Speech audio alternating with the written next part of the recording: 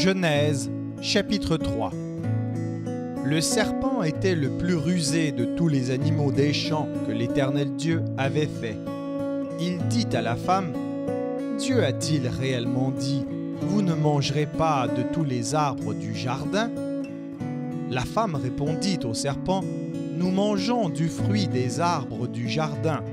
Mais quant au fruit de l'arbre qui est au milieu du jardin, Dieu a dit, vous n'en mangerez point, et vous n'y toucherez point, de peur que vous ne mourriez. » Alors le serpent dit à la femme, « Vous ne mourrez point, mais Dieu sait que le jour où vous en mangerez, vos yeux s'ouvriront, et que vous serez comme des dieux, connaissant le bien et le mal. » La femme vit que l'arbre était bon à manger et agréable à la vue, et qu'il était précieux pour ouvrir l'intelligence. Elle prit de son fruit et en mangea. Elle en donna aussi à son mari, qui était auprès d'elle, et il en mangea. Les yeux de l'un et de l'autre s'ouvrirent. Ils connurent qu'ils étaient nus, et ayant cousu des feuilles de figuier, ils s'en firent des ceintures. Alors ils entendirent la voix de l'Éternel Dieu qui parcourait le jardin vers le soir.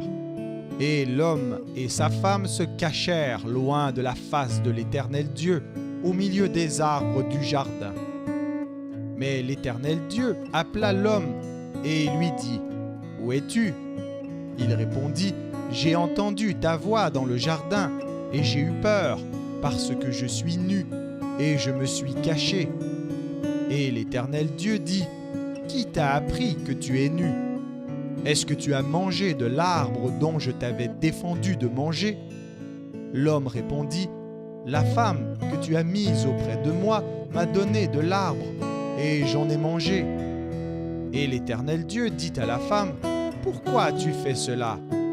La femme répondit, « Le serpent m'a séduite, et j'en ai mangé. » L'Éternel Dieu dit au serpent, « Puisque tu as fait cela, tu seras maudit entre tout le bétail et entre tous les animaux des champs. Tu marcheras sur ton ventre et tu mangeras de la poussière tous les jours de ta vie. Je mettrai inimitié entre toi et la femme, entre ta postérité et sa postérité.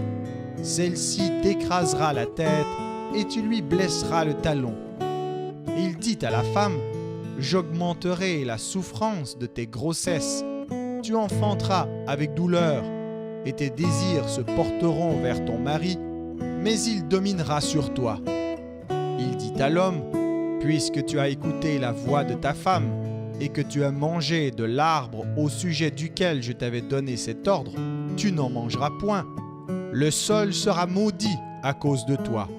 C'est à force de peine que tu en tireras ta nourriture tous les jours de ta vie. Il te produira des épines et des ronces, et tu mangeras de l'herbe des champs. C'est à la sueur de ton visage que tu mangeras du pain jusqu'à ce que tu retournes dans la terre d'où tu as été pris, car tu es poussière et tu retourneras dans la poussière. » Adam donna à sa femme le nom d'Ève, car elle a été la mère de tous les vivants. L'Éternel Dieu fit à Adam et à sa femme des habits de peau, et il les en revêtit. L'Éternel Dieu dit, « Voici, l'homme est devenu comme l'un de nous, pour la connaissance du bien et du mal. Empêchons-le maintenant d'avancer sa main, de prendre de l'arbre de vie, d'en manger et de vivre éternellement. » Et l'Éternel Dieu le chassa du jardin d'Éden pour qu'il cultivât la terre d'où il avait été pris. C'est ainsi qu'il chassa Adam et il mit à l'orient du jardin d'Éden les chérubins qui agitent une épée flamboyante pour garder le chemin de l'arbre de vie.